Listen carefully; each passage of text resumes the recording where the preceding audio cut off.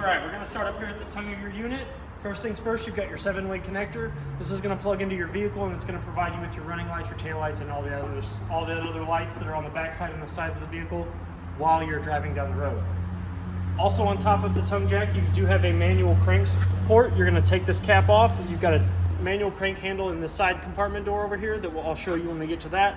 I'll go over each one of your handles. It'll fit down in here, and for whatever reason the motor stops working in this, you'll be able to raise and lower your camper manually. You do have a button here for raising and lower the tongue jack. Up makes the hitch go up, down makes it go down. Below that, you've got your tow chains here. These are what's going to give you a secure connection between the camper and the vehicle, along with your emergency breakaway cable. What this little cable here does is it will connect to your vehicle, preferably not part of this connected to the camper, but separate on your vehicle. And if for whatever reason this comes unhooked, that'll pull out from the little black box underneath there and it'll lock your brakes up, keeping this thing from rolling back down the highway. Your 7-way has a saddle over here on the side, so whenever you're done using it, you can pop that guy down in there. You do have two 20-pound propane tanks that are fed into the unit by a even flow regulator. So you'll open one tank up, you'll use it, and then you'll open the other tank up and it'll automatically switch over to this one, so you can unhook this one and take your empty one to get it filled or replaced. Behind that, you do have a 12-volt battery. It's your standard Marine RV battery. It's kept under that box to keep the elements out and to keep bugs and stuff from getting in there and causing either a short or your terminals to corrode or anything like that. And behind that, you do have a battery disconnect. There is a green circle there's a green quarter of the circle that says on, and there's a red quarter of the circle that says off. When the little black arrow is pointing to on, you are drawing power from the battery. When you switch it to off, you stop drawing power from the battery, and you'll be able to conserve the charge in your battery. We'll come over here to the side information. You do have your manufacturing stickers here that are going to give you the gross weight, the tire loading information, and the VIN number and all that stuff for your camper. Below that, you do have your hot water compartment. It is gas. There is no electric option. In order to see if you've got any water in your tank, you're going to apply some gentle upward pressure to the release valve. You'll see water come out, then you know it's safe to light your hot water heater. You do have a manual reset button here in case it does not light, so that way you can attempt to relight it from out here. And you do have a drain plug / anode rod there. That is your anode rod. That is going to eat out all the impurities in the tank before it starts doing damage to the outside of your tank. And your anode rod takes a 1 1/16 inch socket to remove it. Yes. When you remove it and you put it back in, if you ever go to put it back in, you always want to re-Teflon tape it too. You never want to put it in there dry. Behind that, you do have your furnace vent. Cold air comes in here, hot air comes out here. This does get hot enough to curl hair on your arm, so if you have any pets, loved ones, young ones that are going to be running around while you're using your furnace, tell them to stay away from this vent here. It does come included with mud dauber screens, which are great because if for whatever reason you take these off and you go to run your furnace, you run the risk of those stinging little guys getting up in there, building nests, and inviting all their buddies in there while your furnace is on, and it's no bueno. They love the smell of propane. They do. You have 4 stabilizer jacks on the unit. They are a 3/4 inch socket to raise and lower them. There is a socket included on the door side compartment. I'll show you that when we get around there. And each one of your stabilizer jacks has a JT Strong Arm stabilizer on that as well. That just kind of adds extra support when you're walking around, and it keeps it kind of helps relieve some of the weight off of these guys. Your stabilizer jacks are not for lifting and leveling of the unit. You do not want to lift your unit off the ground with them. You run the risk of doing damage to your jack, your frame, and the unit as a whole. So we'll come over here to this mess of stuff. This first port here is your black tank flush. That's where you're going to hook your hose and regulator up to it. And that once your black tank is open and both of the valves are open, you'll be able to clean out the inside of your tank. What this does is it sends water to a little aerator that sits at the bottom of your tank to kind of help clean off the dried and solid stuff that's on the inside of your bio-waste tank. Down here below us, you have your bathroom sink handle. This is going to be your gray tank. This is what's going to drain your shower and your bathroom sink. You have 2 black tank valves here. So if you want to drain all of it, you want to make sure that both of these are pulled, because this will stop it here and this one will open it up all the way here. So you pull both of these out. That way you can open up full flow to your black tank. And then you can, once your black tank gets a little drained, you can open up this one, which will drain your gray tank. And then you've got your galley tank over here. Your galley tank is your kitchen sink. When you're not in use, you do want to make sure that your cap is on there, just for leaks and if anything decides that it wants to try to crawl up in there. You do have a 30 amp short cord. It connects to the unit by rotating this counterclockwise, giving your plug a quarter of a turn counterclockwise and removing it from the outlet. To plug it in, you're going to push it in, give it a quarter of a turn clockwise, and you're going to make sure this ring is tightened down all the way. You do have a light at the end of your on the end of your shore cord that will show you that it is wired properly. And then if we look up underneath here, you do have two low point drains here, one for cold water and one for hot water. These are used for dewinterizing and winterizing your unit. That's going to let all the water that is in your lines currently out. So we'll come on down the side. You've got 4 tires on this thing. The lugs on them have been torqued to 100 foot-pounds as per the sticker, as per the tire loading information on the front, and as per manufacturer's manual. The PSI in there has been checked. It's sitting between 64 and 65. 65 is what it's recommended on the side of the tire and on the tire loading information. And they're roughing 64, 65 just because of the frequent temperature changes we've had. You don't want to really go below 60 and you don't want to go above 70. You can have it in between there somewhere. You do have an external satellite dish hookup, so if you do have a satellite dish you want to hook up so you can get external satellite into the unit, this is where you're going to hook that up. And then you have cable and satellite hookups here as well. Up here this is your park provided cable and satellite. So if the park or campground that you're staying at is providing you with cable or satellite, you're going to take their coaxial cord from their source, you're going to run it to these, and this is what's going to provide you with cable and satellite to the inside of your unit at the park or campground that you're staying at. Your city water connection is here. This is going to hook. You're going to hook up that same hose and regulator that I was telling you about the black tank flush. We're going to hook it up to here, and as soon as you turn that water source on at the camper park or wherever you're staying at that's providing you with water, you will not have to use your fresh tank water, and you won't have to turn your water pump on. This automatically pressurizes all the lines in your unit. As for your fresh tank, this is your fresh tank port. This is where you're going to just set that hose and regulator in. You're going to turn that water source on, and you're going to fill your fresh tank up that way.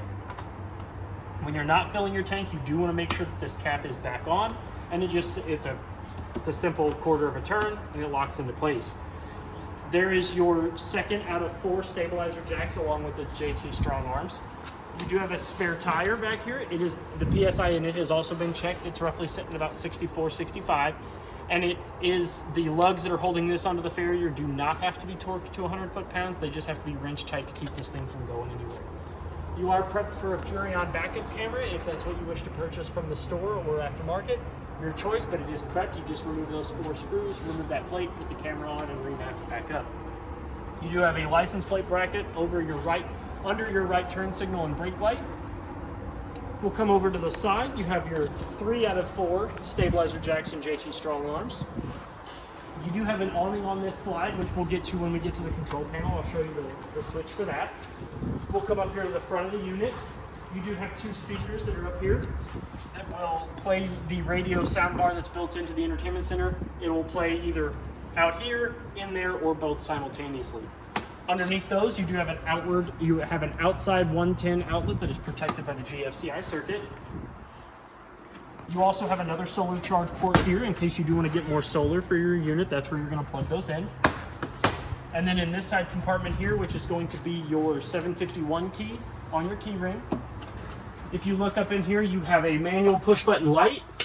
Push in the center of it, it illuminates the entire side compartment.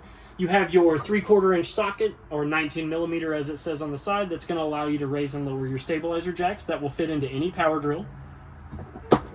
You have your JT strong arm manual handle. There's a little silver T-nut or a T-bolt that's on the middle of those JT strong arms, and in case you don't want to get underneath there to loosen those up to bring your stabilizer jacks back up, you'll stick this over that and that'll help you loosen those up. And then you have your manual tongue jack right here. This fits down into that hole that I showed you at the very beginning of the video, and you'll use that to manually crank and lower your tongue jack. We hope you don't have to do that. Exactly. So your entry steps, we're gonna put them up. I normally have these closed. But we're gonna lift this up, and I'm gonna show you how to safely get in and out of your unit.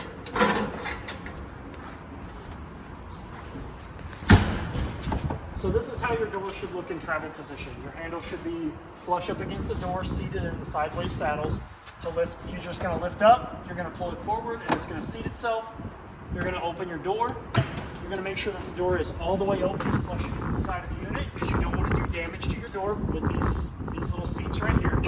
You're going to turn the handle. Turning the handle is going to unlock the latch. You're going to pull it down. And the first thing that we're going to want to do is we're going to make sure that this black grippy plate right here is flush against the silver threshold of the unit. If you lower the steps and it is not flush with the threshold, you run the risk of damaging the bottom frame of your door and causing damage to your door, your steps, the threshold, the frame, all that good stuff. So you really want to make sure that this is as flat as it can get.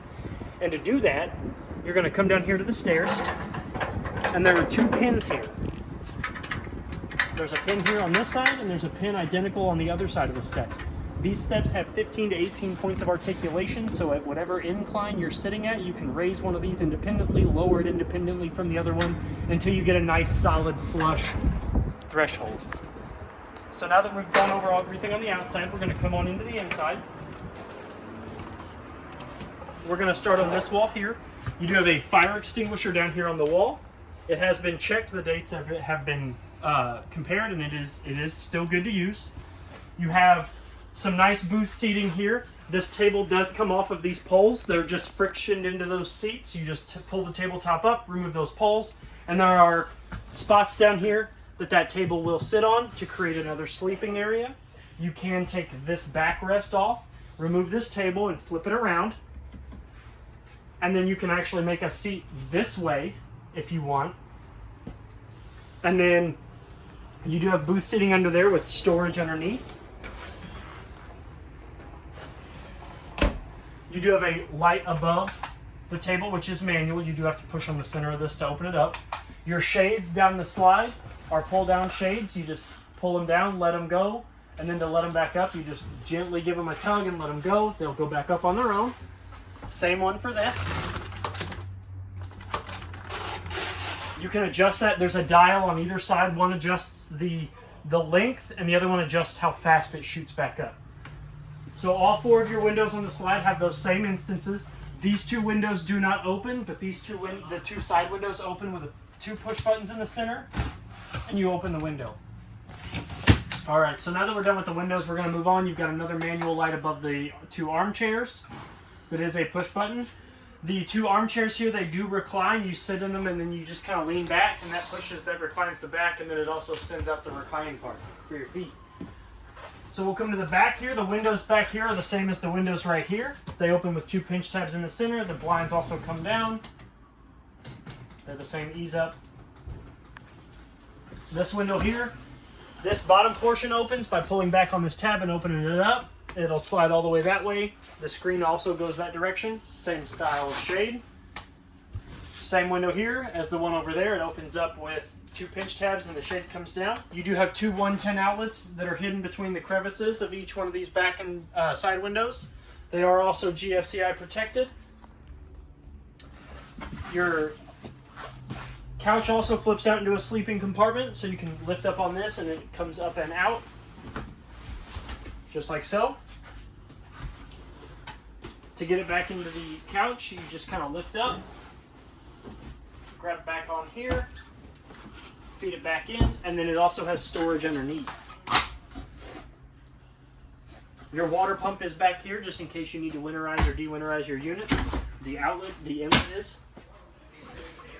We have on this side your entertainment center with a light above it, manual as well. You've got your TV backer here, which is going to be a solid portion where you can mount your wall mount, along with your satellite dish hookup and your cable TV hookup.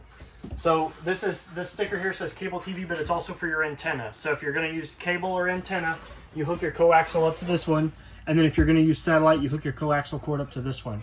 You do have a 110 outlet there, so you can plug your TV and other mixed media devices in.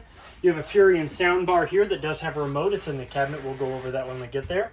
You've got an HDMI port, USB, auxiliary, your speaker zones, which are 1 is on the inside, 2 is on the outside, and you can run them both simultaneously or independent. Your power button's here in the middle. We'll turn it on. It'll greet us.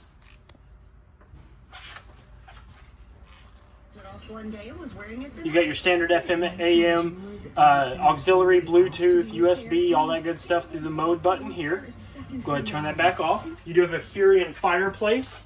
Now the thing about the fireplace is that in order to operate the fireplace, they are on the same circuit as the microwave, so you have to come up here and you have to switch it from microwave to fireplace. It is currently on fireplace, but this switch here dictates which one of your appliances is getting service, whether it be the fireplace or the microwave.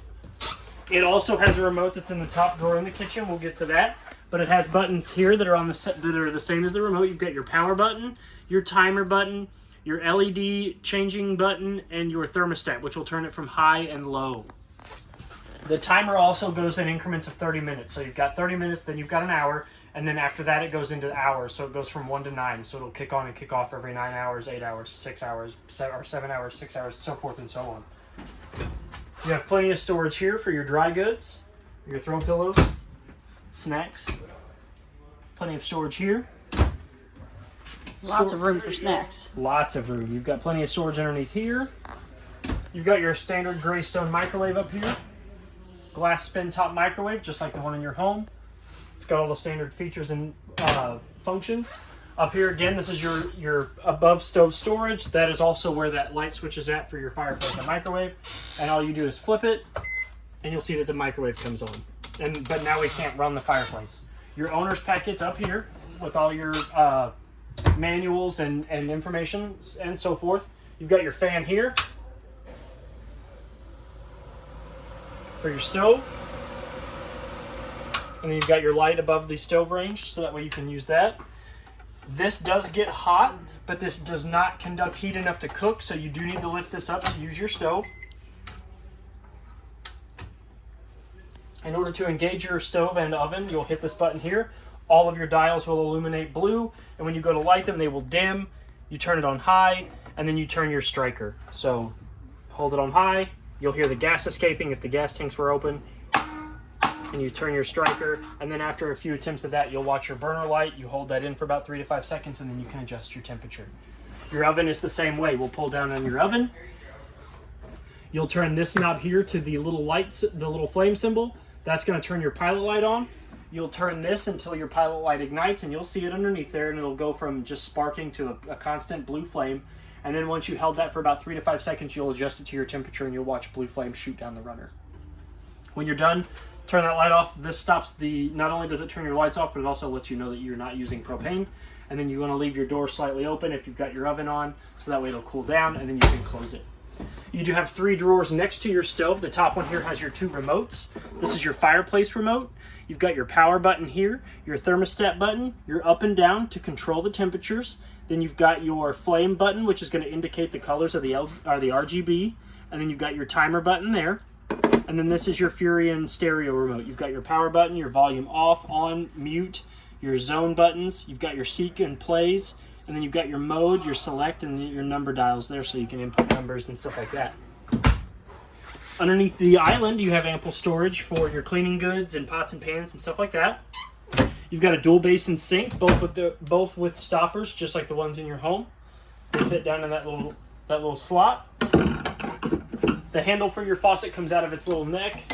This can move independently, so you can go from faucet to sprayer. Once the water is pressurized through the line, this will stay on and it'll stay in sprayer mode. When you're done using it, you'll pull it down, let it sit in its saddle. To get hot water, you'll pull it all the way towards you. For cold water, you'll push it all the way away. And then to draw water from the unit, you'll pull outward. You do have a ever-chill refrigerator. You do have a freezer, fridge. It's separate compartments. You have a dial in the freezer for you to control the temperature of the freezer. Right now it's sitting on the coldest setting. And then in here is your refrigerator. We'll open this up. It also has a indicator there in LEDs. You'll hit that set button. 5 being the coldest and 1 being the lowest setting. You do have a travel lock on here, which is this T-shaped handle. You'll pull that shut, and that'll keep the doors from opening and closing while you're in travel position. And then to turn this off, do you just hold that set button down? Yes, for 10 seconds. You hold it down. Your unit is prepped for a King Wi-Fi, along with a 110 outlet there on the roof. You've got your thermostat here. It's got 3 buttons. It's got temperature up, temperature down, and mode select. So if we hit that, it'll go from off to fan low, fan high, cool low auto, cool high auto, and heat. And then once you're in whatever system that you want, you can adjust the temperature with the up and down. Now, I don't recommend that you ever leave it in cool low auto or cool low, because you run the risk of freezing your air conditioner up. So you either want to leave it in cool high auto, which will allow that compressor to kick off and on, or if you want to leave it for a short period of time on cool high to help just kind of power cool down your unit. But I always recommend cool high auto. There's no sense in going in any of the other settings. Below that, you have your second out of the 3 most important safety features other than the fire extinguisher. This is your LP detector and carbon monoxide detector. That green light right there means that it is all good to hang out in your camper. It is recommended that you test these along with your smoke detector and your fire extinguisher about every 90 days. I always like to recommend people do it every time you go camping in this thing. Every time. It takes 2 seconds to hold this button in. It'll beep a couple times and it'll tell you whether it's good or not. Along with the smoke detector, which is above our heads up here.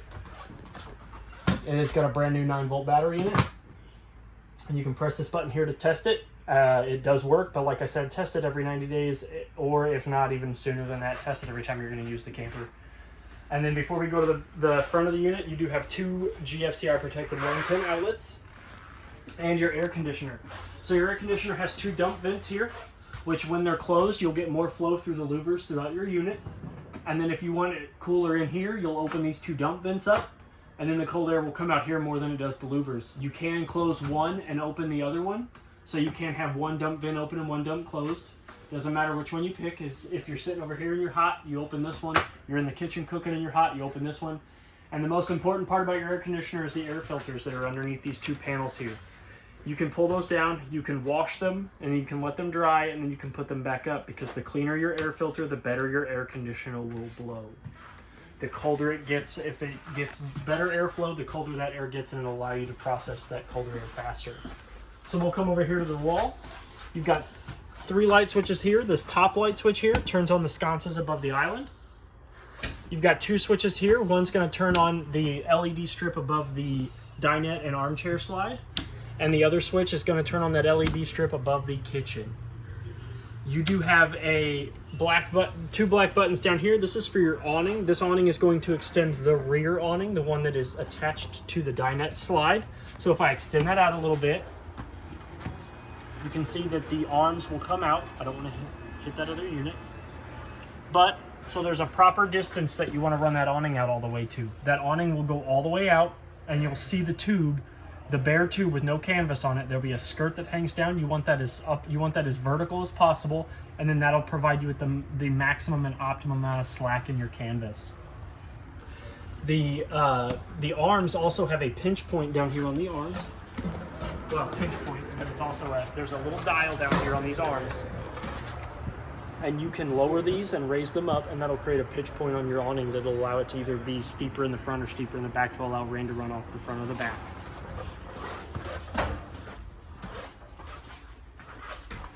We're going to go ahead and bring this all the way back in.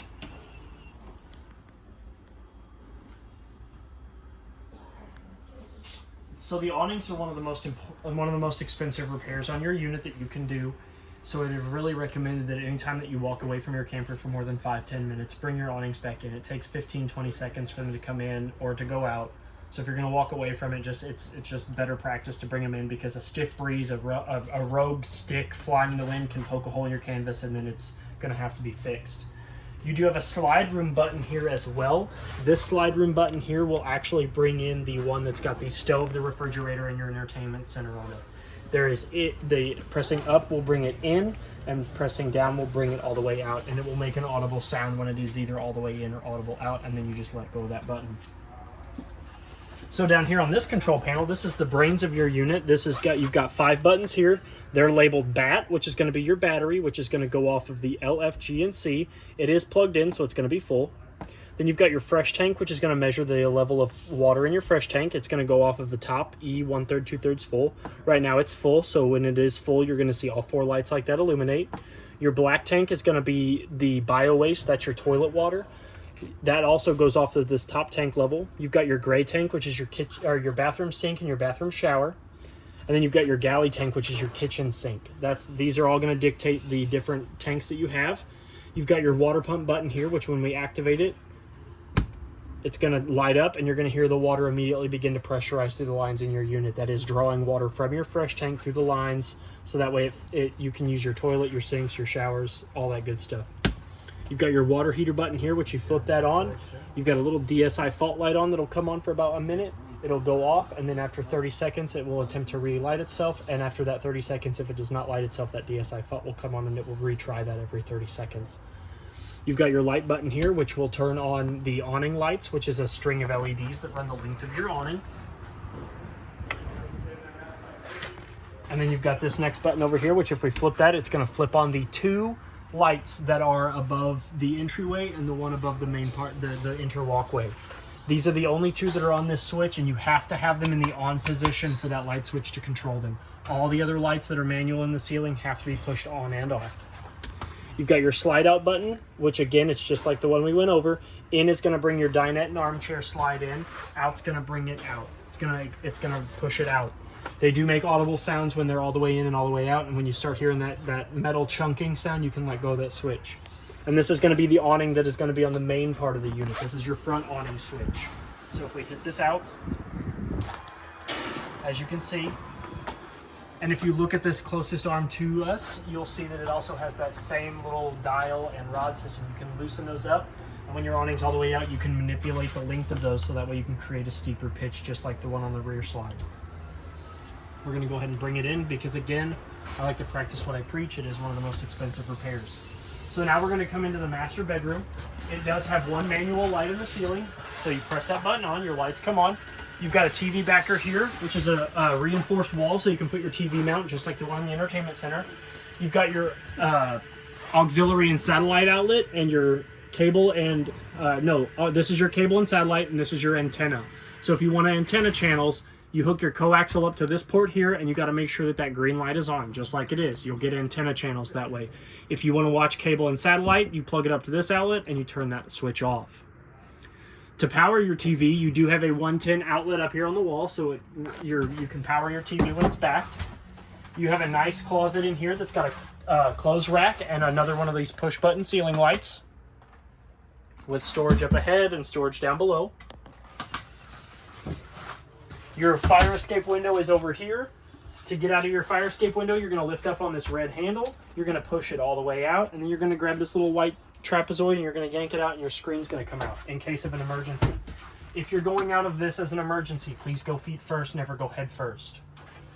You have 2 USB outlets, one on this side of the wall and one on that side of the wall. They do pull about 5.4 volts, so they are good enough to charge your phone regulatively fast. You have 2 side storage with a 110 outlet with a cutout cubby. So that way, if you do have a CPAP machine or any sort of medical device, phone charger, alarm clock that you do want to set up, you can. Both of these closets are mirrored. And then above the master bed, you do have 2 storage doors that open up into one singular cross-through storage compartment. You do have storage under your bed as well, so if we lift up on the mattress and we lift up on the frame, your bed will open up, it'll go into these totes, and it'll open up into the off-door storage compartment. That's everything for the master bedroom, so now we're going to go into the bathroom. So if we come into the bathroom, you'll notice that you do have a shower on there. The hot is hot on the left and cold on the right. They do have turn knobs, and there is a button on the shower head itself to cut the flow coming out of the shower head so you can swap users without having to turn your hot water off. You do have a vent fan in the ceiling that opens up. You turn this knob clockwise, the vent will open up, and there is a button that'll turn that fan on and off. There is no vent cover over that, so if you do open that up in the rain, prepare to get wet. You do have a light switch in here that it's going to turn this one manual light switch on and off. It's there on the wall. It is. In order for the light to work off of that switch, though, this manual light has to always be in the on position, or else it won't work off of that switch. Behind that light switch, you do have your master GFCI outlet. What that GFCI outlet does is that allows you to test and reset your GFCI circuit from that outlet. While we're in the shower, I'm going to go ahead and show you. To close it, you just drag it all the way over, and it does magnet close. But if you're tall like me, you can still kind of peek over. Hey, Trey. Howdy. To open it up, you just gingerly apply pressure and it'll slide all the way open, and it'll seat itself. You also have a skylight. You do have a skylight, so you can shower in the beauty of nature if you really want to. Ooh. And then behind us on that mirror does open up into a medicine cabinet. Oh, let's check that out. Oh! Very cool. And then the stopper in the sink is also just a friction stopper. You do have hot on the left and cold on the right. And then you have storage underneath. Along with a side storage for all of your hair care products, shampoo, cleaning services, towels, hand towels, all that good stuff. And always remember, you do have an air conditioning vent in here and a vent in the floor. While we're on that subject, always remember that cold air is going to come out of the ceiling and your hot air is going to come out of the floor. So please try not to cover the vents when you're using the furnace. Unless I'm talking and there's extra hot air. And these do pivot and close. So if you're in the shower and somebody's hot, you can close this and you're not going to get froze out. And then that one closes as well. Other than that, I think that pretty much covers. Oh, nope, your toilet. I almost missed the toilet, the most important part. So your toilet is a 2-portion valve toilet. We push our foot down on the pedal, it'll fill with water, fill your bowl so you can get rid of that risky business. And if we floor it, it all goes to the black tank where it belongs. Yay. Now we're to the most important part, your towel rack. There's a towel hook. There's a towel hook. Ooh. But no, I think that pretty much covers everything else in your unit. So if you have any other questions or concerns, please feel free to reach out to me here at Parkland RV. My name is Trey. Happy camping and good luck. Thank you.